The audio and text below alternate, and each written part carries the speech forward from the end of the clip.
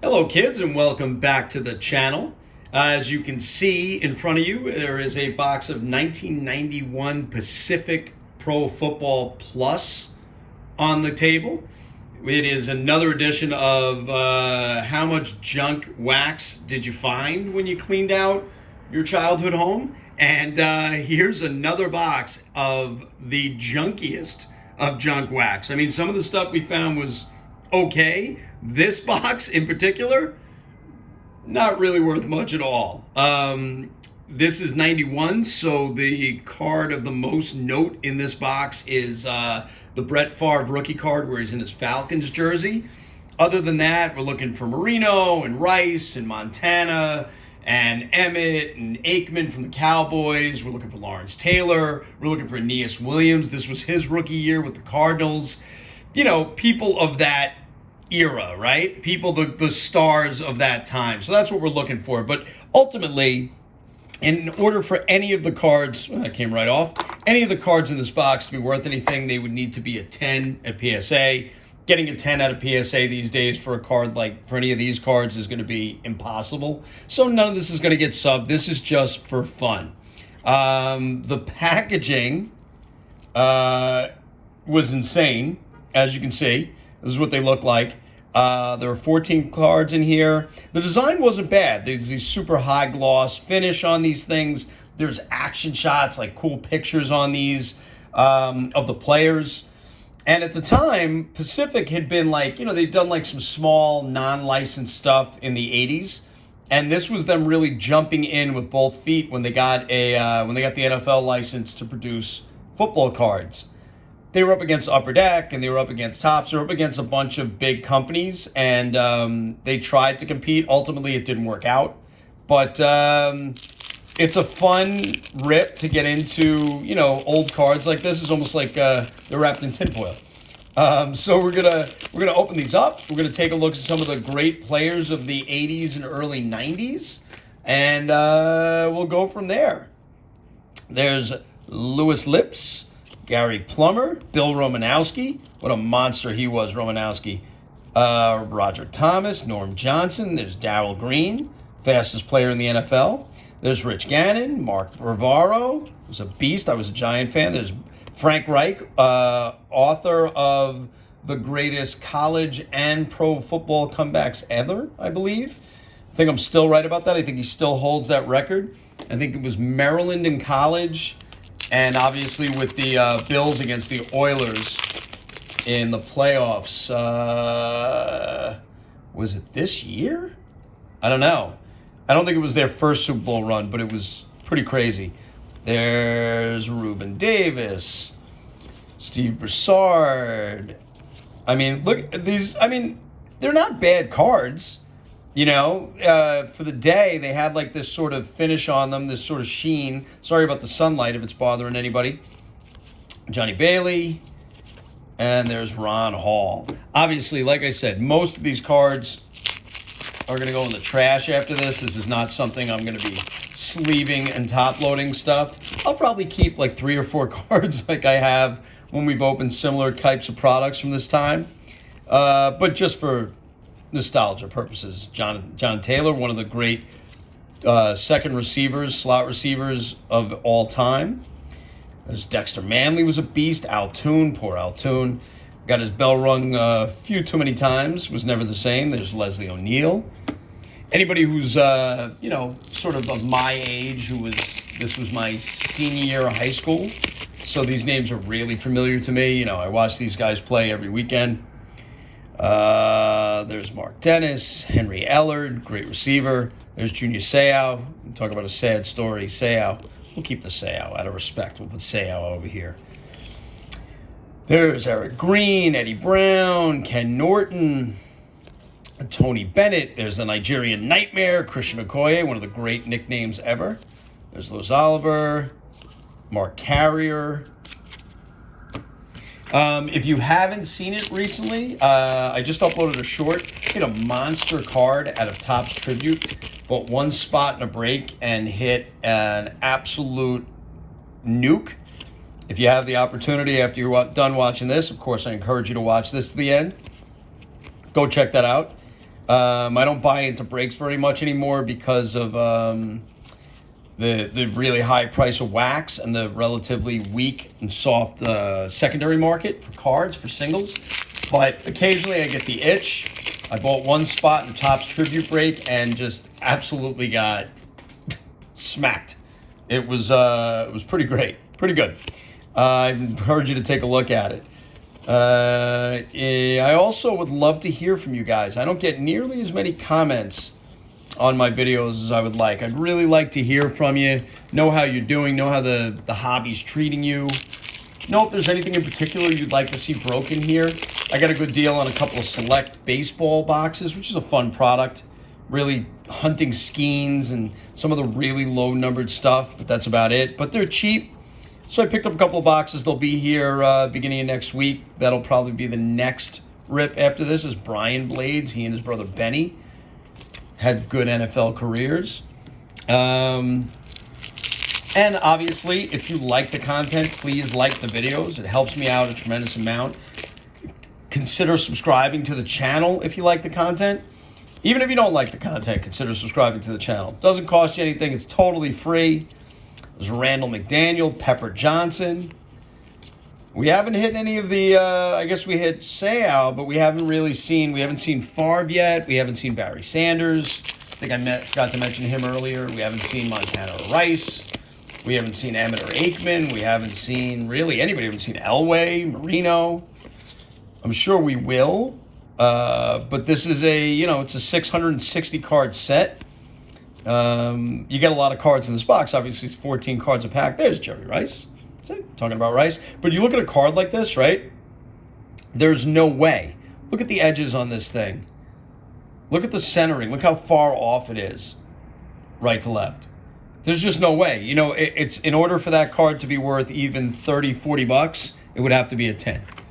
And there's just so little chance, even if the card's perfect. This is PSA we're talking about, which means it's never getting a 10. There's Brad Baxter, Keith Jackson, Tim Green, Kent Hull, Steve McMichael. These names bring back a lot of memories. I don't know if they do for you. Wilbur Marshall. Remember how great Wilbur Marshall was? There's Rob Moore and Jeff Wright. There's still I think there's 36 packs in this box. I mean, there's still a ton of cards to go. So we're going to go through them as fast as possible, obviously. But, if I'm going to rip it, I'm going to rip it. There's Art Monk. We saw him before. I was talking about something else. This is a great Reggie White. R.I.P. Reggie White.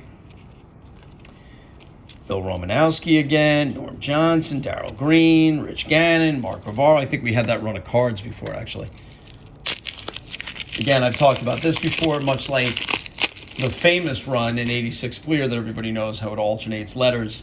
A lot of these runs back in the day, were in order. They were stacked the same way. So if you got a pack and you hit a certain card, you knew exactly who was coming next. Keep going. Now, you might ask yourself, right, what possessed me at 16 years old or 17 years old, I think it was 16, to buy a box of this, put it on a shelf, and go, I'm going to hold on to that. I can't answer that question. I don't know. It was a long time ago. There were some things going on in my life. I don't know why I did that. Wasn't a great investment. I think this box is I think you can buy this box online for like 18 bucks. I think I saw an eBay listing for this box for $18. And that was the asking price. So, I don't know. It might be 18 or best offer. That's how worthless this wax is. But, again, for nostalgia purposes, right? For us, priceless. It's like a MasterCard commercial. Eddie Anderson, there's Dan Marino. Again, off center. Corners are messed up. Wherever they were producing these cards, I mean, anybody who was producing cards in 91, they weren't particularly, great quality. But, cards like this, they just didn't have the bankroll to really, to even produce cards at that level These are more like, these are almost like OPC cards in Canada. This is the great Randall Cunningham. This is Bubby Brister, the Bubster. So, again, that's why 10s in these cards are, can have some value, but you'd be hard-pressed to find one that had been graded in the last 15 years, 10 years by PSA that was given a 10. They simply won't give them. It doesn't matter. I could go into a lab with, a team of scientists, create the perfect 1991 Pacific football card. I mean, down to, the Milla whatever. And PSA still wouldn't give it a 9, give it an 8, give it a 7.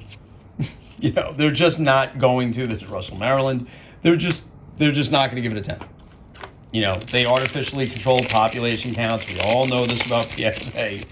And they simply will not give cards like these 10s. There's Eric Hill. Why, you would ask? I have no idea. There's Troy Aikman. That one's a little better centered. That's cool. Why? I don't know. I don't know what the reason is other than to be, the hardest grading company or, the toughest grading company. I mean, I think at the end of the day, I think it hurts them. I do. I certainly grade a hell of a lot less than I used to because it's just not worth it. They've essentially priced themselves out. As I say that, they're now raising prices again. They're saying that lead times are going to be longer. I mean, it's just, I don't know. I don't know what's going on with the grading companies. I think SGC is starting to run a little bit behind. They're running a little bit of a delay. PSA just partnered with eBay. So if you get something that has like an authenticity guarantee, you can also pay for expedited grading with PSA. I mean, I don't know who the hell would do that because it's a fortune, but I guess if it's a big enough card or if it's vintage, maybe it's just, you never get it into your hands. People might consider it safer, but I don't know. I don't trust these guys. I don't know about you. I don't know if I'm necessarily going to look at that and say, oh, yeah, for sure. I'll never touch the card, and I'll just trust that everything's going to go just fine. But, look, I'm sure there's going to be a lot of people who utilize the service. People who don't know any better, people who don't care. I don't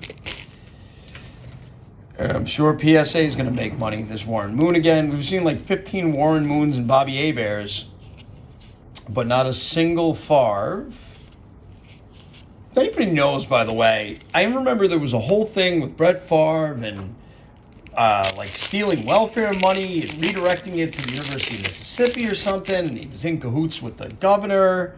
Something was going on. There's Montana. There's Joe Cool. If anybody knows what happened with that, drop me a comment or a link to a story.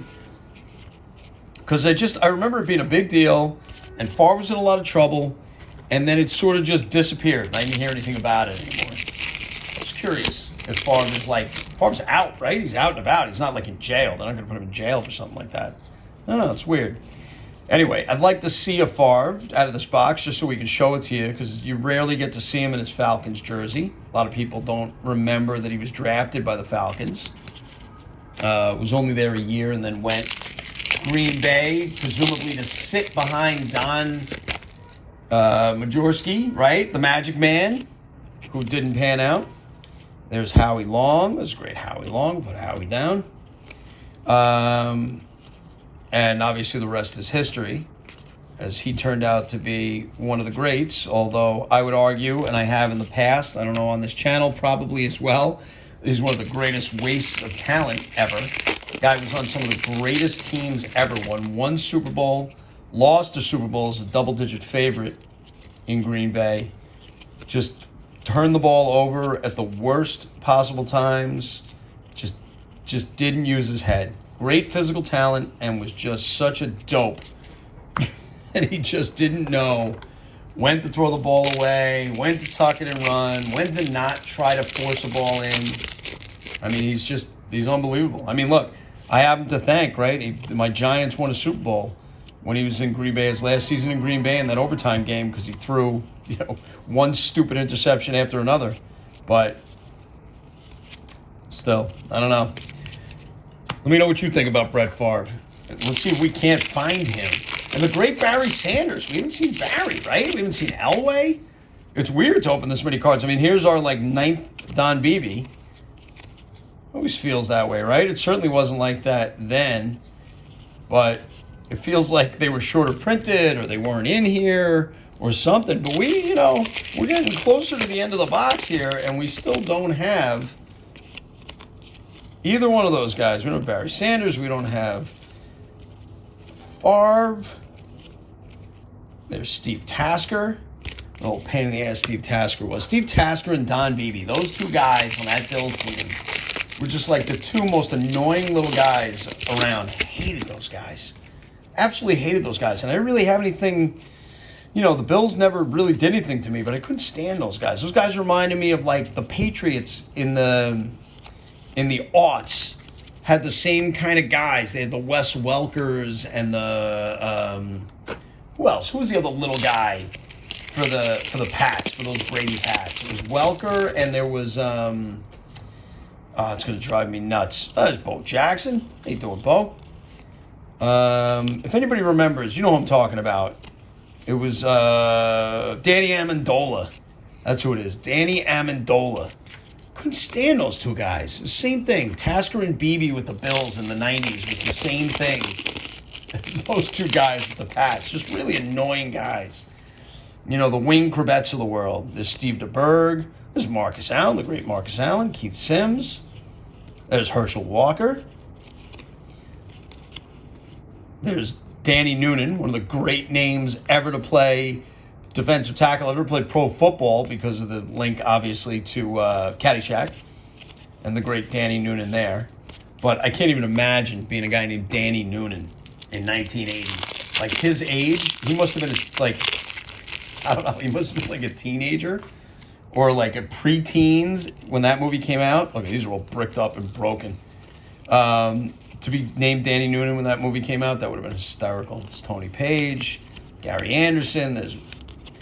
There he is. Hey, we were just talking about you, Don. There he is, the Magic Man. Did not work out at all. What a bust he was. But if he wasn't such a bust, we never would have had Brett Favre, right? So we have 2 more packs left, and we haven't seen either one of those guys. We haven't seen Sanders, and we haven't seen Favre. It's crazy. It's Joe Kelly. There's Frank Reich again. Benny Blades again. Ernest Givens. Bruce Armstrong. Vaughn Johnson. Ernie Jones. My goodness. We have a last pack here. This is our last hope to pull a Favre and have it not be worth anything. But we still wanted to see one. There's Ernest Givens. There's Eugene Daniel. Bruce Armstrong. Oh, we just saw this run of cards. He's not going to be in here. Scott Norwide. My buddy Scott Norwide. Mel Gray, one of the great defensive backs ever. Hayward Jeffries, one of the great names ever. Wow, and Johnny Rembert.